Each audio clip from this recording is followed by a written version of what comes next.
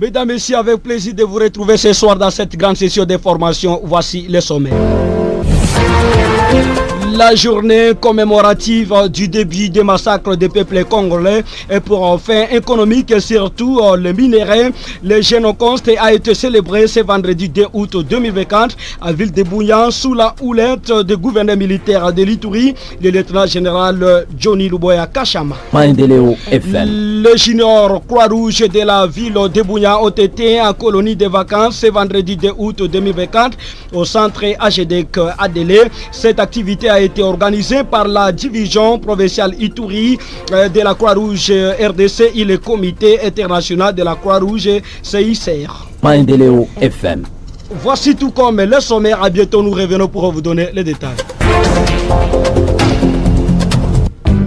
Ce journal vous est présenté par Jospé Ouajorkim.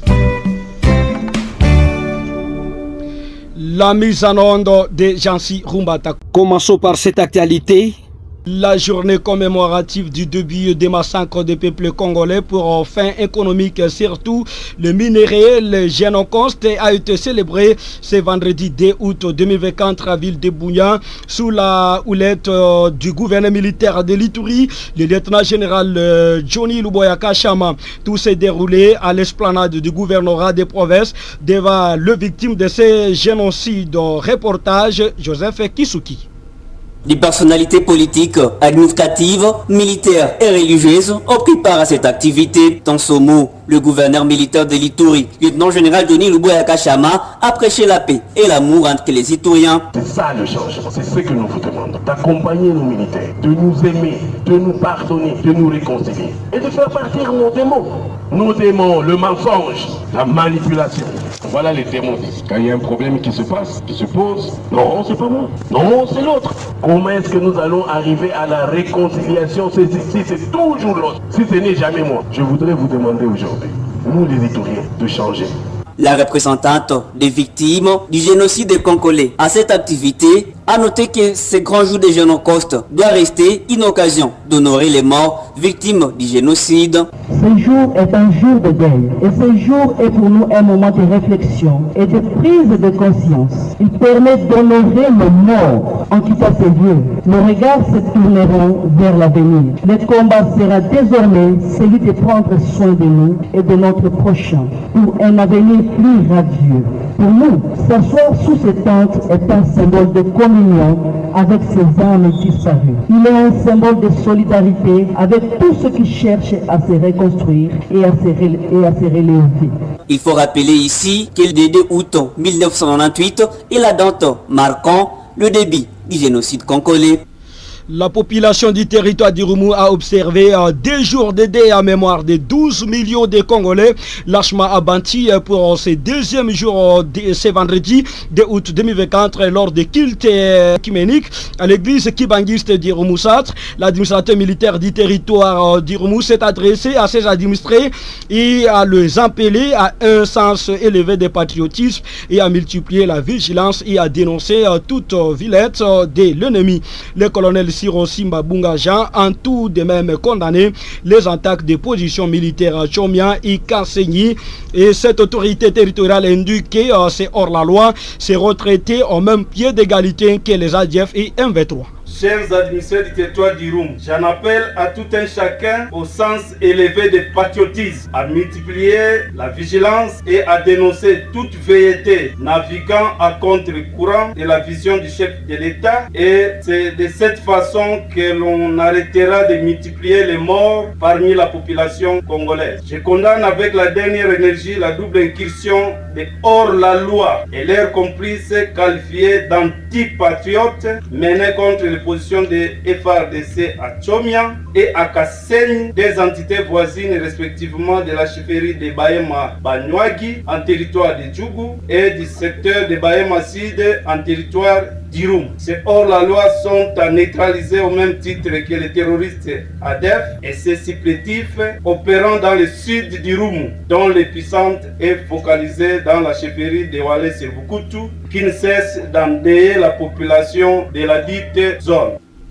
Par ailleurs, il exhorte sa population à la mobilisation totale pour soutenir les forces de défense et de sécurité. Il revient à ces termes. Devons nous mobiliser comme un seul homme et apporter notre soutien aux forces de défense et de sécurité dans leur mission régalienne de défendre la patrie et de sécuriser les personnes et leurs biens. Immémorial, le sang congolais a coulé parce qu'à un certain moment, nous avons accepté de jouer le jeu de l'ennemi qui a réussi à diviser les dignes filles et fils du territoire d'Irumu par des guerres entre communautés à la base de la prolifération des groupes armés locaux et étrangers. Le Congo nous appartient, c'est pourquoi j'en appelle à toute la population du territoire d'Irumu à l'unité, au pardon mutuel, à la réconciliation sincère et à la cohésion sociale pour l'intérêt de la population iturienne en général et celle du territoire d'Irumu en particulier. C'est le remède de la stabilité et d'une paix durable dans nos entités. Bannissons la haine, le régionalisme, le tribalisme et le clanisme au profit du patriotisme.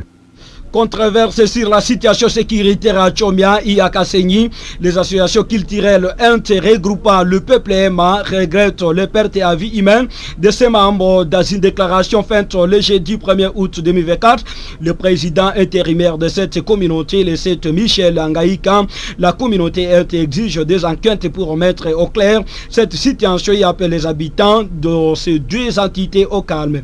Voici le 7 Michel Angaïka. L'association culturelle Inté, regroupant le peuple Emma, a appris avec force amertume et affliction le décès de 3 de ses membres, à savoir M. Ndroza et M. Boujou, commerçants de leur état, ainsi que M. Safari, un bicheron, et un 4e décédé, un taximène, un autre iturien, ainsi que 2 blessés dans des événements de Tchomia de ce mercredi 31 juillet 2024. Selon les informations qui circulent dans le milieu, ces victimes ont subi leur sort funeste sur la route devant le camp militaire de la place. Nous déplorons cette situation en la condamnant avec véhémence. Malheureusement, les informations relatives diffusées sur les ondes sont contradictoires, créant ainsi des confusions indescriptibles. Par ailleurs, nous espérons que la chasse à l'homme qui se passe à Tchomia suite à ces événements est fondée sur des appréhensions réelles. Pour faciliter la meilleure compréhension de la situation, nous demandons à la MONUSCO, qui accompagne le pouvoir organisateur en RDC, de diligenter urgemment une enquête indépendante. Que les résultats obtenus de ces enquêtes soient portés à la connaissance du public. Ils permettront du coup de dissiper tout malentendu quant à l'identité des responsables et à la finalité de ces actions fatales et meurtrières pour la population civile innocente et de calmer les esprits surchauffés. Entre-temps, nous sollicitons que le pouvoir de l'état de siège prenne en charge de façon responsable les dégâts collatéraux qu'a encore subi cette population civile de façon récidiviste dans cette région. Récidiviste parce que la comté de Tchomia a déjà compté au moins 15 cas de victimes gratuites de ce genre depuis un certain temps. Quant à la population, majoritairement Emma, de ce chef-lieu de la chefferie de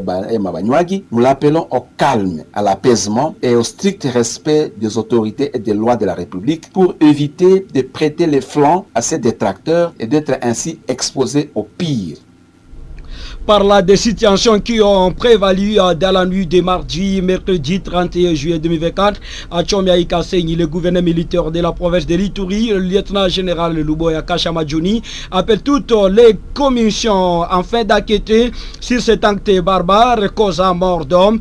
L'exécutif provincial a par ailleurs demandé à tous les fils ituriens à l'unité et l'amour pour barrer la route à tous ceux qui veulent déstabiliser à nouveau cette province qui recouvre ce jour inaccalmie dans sa majeure partie. Vous suivez le gouverneur militaire Johnny Luboya Kashama. Hii mateso yote tunaona pamoja na mwe mnaona iko kidogo vraiment. Juba ongeze kwa ingine. Ingine mimi nataka kusema commission. Ile commission yende Tchomia. Balete bazungu ba mubulaya, balete ba député, mimi nabaambia pale. Mwendeni mkuchomia mbele kama ndio tutakuwa kusungumuza ndio kazi yenu mwende kuchomia. Baita na Kinshasa bote bakui. Bende Tchomia. Bakwe batuambie ni nini ilipitikana. Oh no, general la renommé. Aona ngara kama mimi muia armée mimi na nomaka watu. Ataona. Ekofo alikuwa mhospitali huko anacho maladi mpaka namweka ndani. Anatoka mhospitali wanamupatia report. Donc batu yote mundu mzima bakwe baende badone. Na ule alisema bongo. Ayua senta mfunga. Avant yeye akwa nifukuza hapa sasa Lopondo. Mimi nitamfunga mbele. Na ayua senta kwa wanaume shibote. Ndio vile tu. Parlons à journée commémorative des génocides en République démocratique du Congo. Les 5 communautés victimes des atrocités G5 par l'entremise de son coordonnateur à de terribles, M. Vital Tungolo, parce que la province de l'Ituri demeure abandonnée de la part des autorités nationales basées à Kinshasa. Et pour cette structure, plus de 21 000 populations ont été tuées puis atterrées sous les puissants de Kinshasa dans de forces communes dans la province de l'Ituri.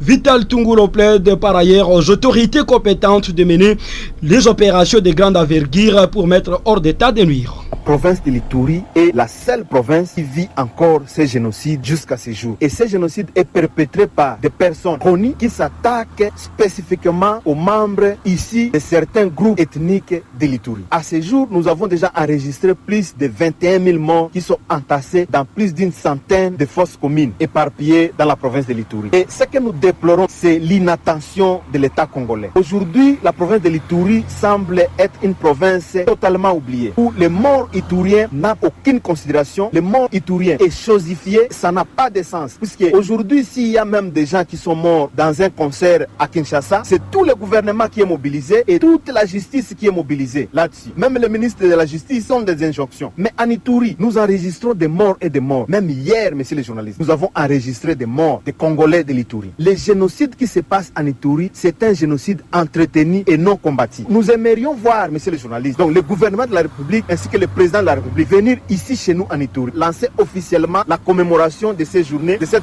Ça pourrait soulager tant soit peu la population qui vit encore ces génocides. Au lieu d'aller lancer dans la province de la Chopo, à Kisangani, là où les gens semblent même oublier ce qui s'était passé.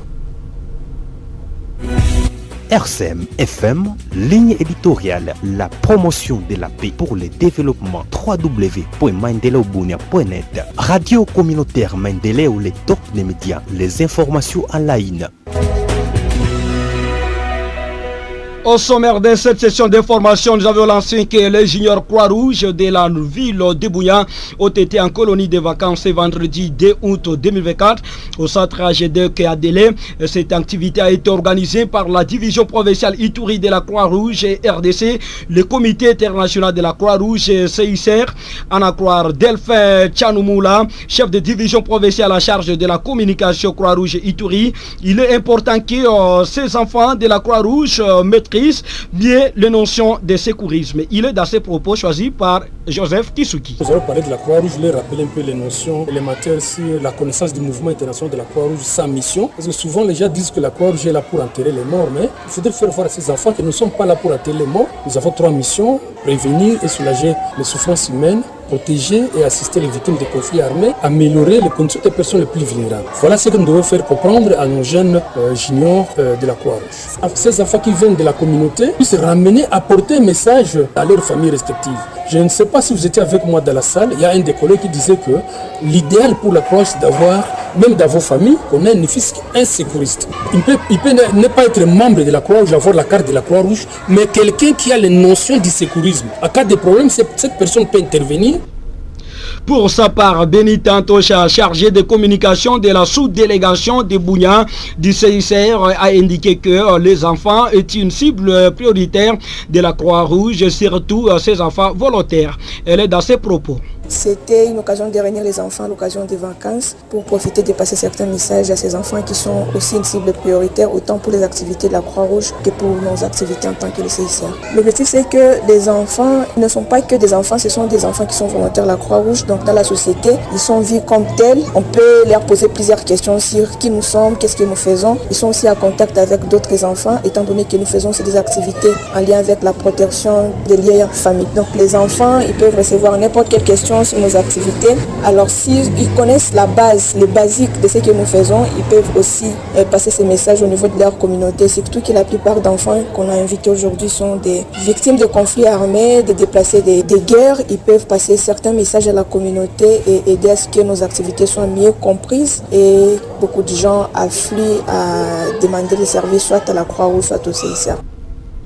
Après la Belgique, l'Union européenne et la mission de l'ONU à République démocratique du Congo et les États-Unis d'Amérique ont salué l'instauration de cessez-le-feu dans le conflit qui oppose les troupes congolaises au M23 dans la province du Nord Kivu. Cependant, dans un autre communiqué publié depuis le 1er août, les M23 africaines pas être automatiquement liés par les conclusions des réunions auxquelles ils n'ont pas été conviés. C'était dossier rendu par Kasereka Elias Loiveka. Dans un communiqué publié ce jeudi 31 juillet, Washington dit être disposé à accompagner la mesure grâce au mécanisme de vérification mis en place par la méditation angolaise et appelle les parties prenantes au conflit à adhérer à la décision. Nous félicitons les gouvernements de la RDC et du Rwanda pour leur engagement à poursuivre les négociations afin de mettre fin à ces conflits. Les USA sont prêts à soutenir la mise en œuvre et la surveillance du cessez-le-feu, notamment par les biens des actions du mécanisme de vérification angolais. Nous appelons tous les acteurs à respecter les droits de la personne, à adhérer aux obligations applicables averties du droit humanitaire international, mentionne les documents. Peu avant, les États-Unis ont imposé une trêve humanitaire afin de faire taire les armes et ainsi permettre les retours volontaires des personnes déplacées et fournir au personnel humanitaire un accès sans entrave aux populations vulnérables.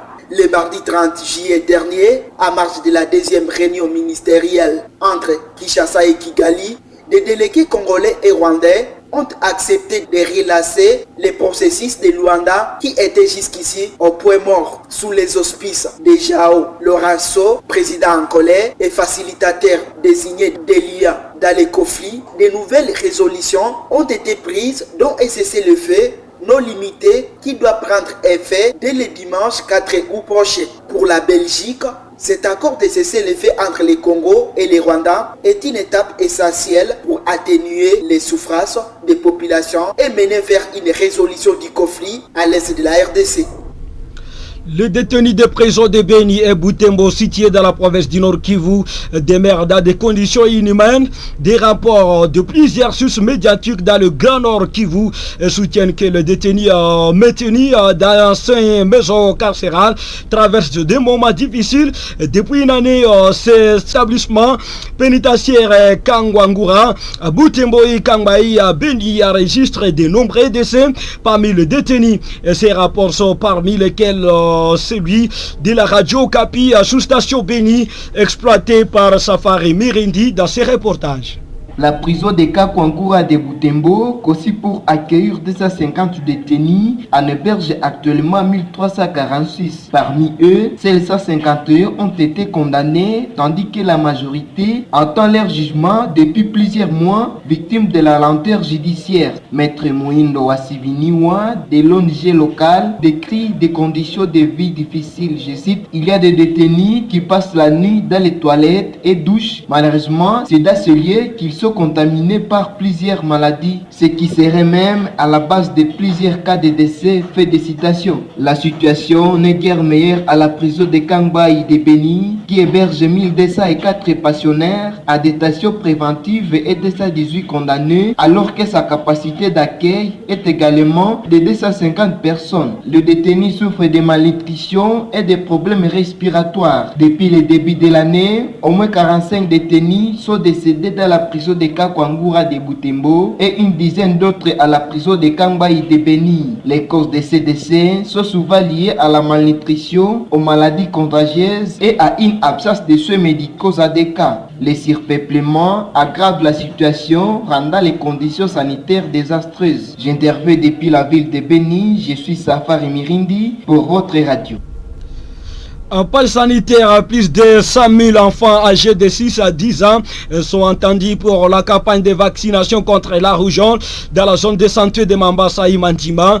Statistiques livrées à la presse ce jeudi 1er août à l'occasion de lancement officiel de cette activité supplémentaire de vaccination contre cette épidémie. Lancée par l'administrateur adjoint du territoire de Mambasa au marché Kabila, cette campagne va durer 5 jours, soit du 1er août au 5 août de l'année en cours. Cette autorité appelle les parents à faire vacciner leurs enfants. Suivez le colonel Chishimbi Poboa dans cet élément.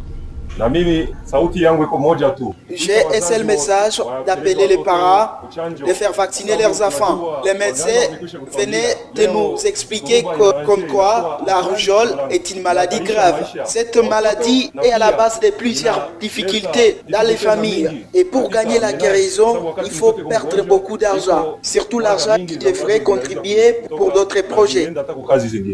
Donc, en ce jour, j'aimerais remercier l'autorité tant nationale que provinciale pour tous les efforts, notamment d'accès aux soins de santé. Je remercie aussi toutes les autorités, toutes les personnes de bonne volonté qui sont impliquées dans cette campagne. Et à ces mots, je lance officiellement en territoire de Mambasa, à partir de Mambasa Centre, la campagne de vaccination pendant 5 jours contre la rougeole et destinée aux enfants de 6 mois à 10 ans. Merci beaucoup. Par ailleurs, les représentants de l'Organisation internationale Médecins d'Afrique, partenaire de la zone de santé de Mambasa, Madima, rapporte que cette ONG vient de donner une solution d'urgence aux enfants de 6 à 10 ans. Voici le représentant de l'ONG Médecins d'Afrique.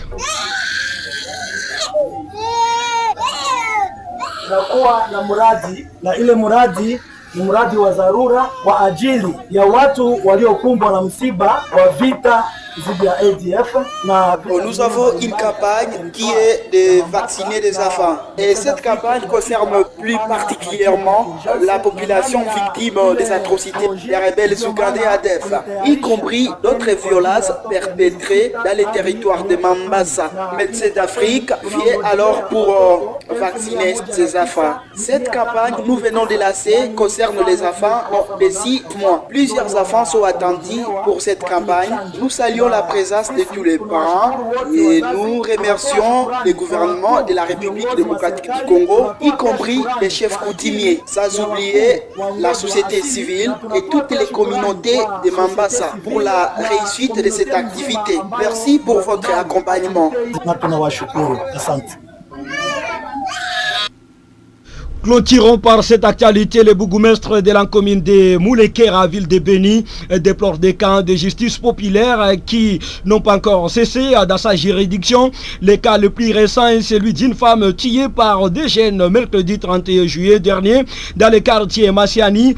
Le commissaire supérieur Ngongo Maena Dieudonné parle de quelques jeunes présumés auteurs de ces cas de justice populaire qui sont déjà aux arrêts. Il est au micro de Faraj Kato, le dénom permanent dans la ville de Beni. Il y a eu un cas de justice populaire perpétré à la personne de Madame Henriette, quarantaine révolue, qui a été victime de ce phénomène de justice populaire. C'est encore une fois de plus un cas déploré. Notre commune vient encore de connaître la perte en vies humaines due à la justice populaire au quartier Massiane dans la cellule Kouka. Hier, très tôt matin, un groupe de jeunes est allé se regrouper quelque part pour rendre des comptes à certaines personnes qu'ils ont soupçonné être la cause des morts successives de 3 jeunes qui habitent la contrée. Selon eux, les personnes qui étaient mortes successivement, on parlait de 3, devraient avoir comme cause la sorcellerie. Encore une fois de plus, les phénomènes sorcellerie refait encore surface. Nous déplorons cela. Et au moment où nous parlons, quelques-uns parmi les auteurs sont aux arrêts depuis hier. Ils attendent leur jugement, puisqu'on doit les soumettre à la procédure judiciaire normale. Ils ne sont pas seulement limités à tuer la dame, à la brûler. Il y a eu aussi une autre vieille dame qui voulait subir la même situation. Et là, il a vu sauve grâce à l'intervention des éléments de la police. Pour le moment, l'autre, la dame là, se trouve à l'hôpital.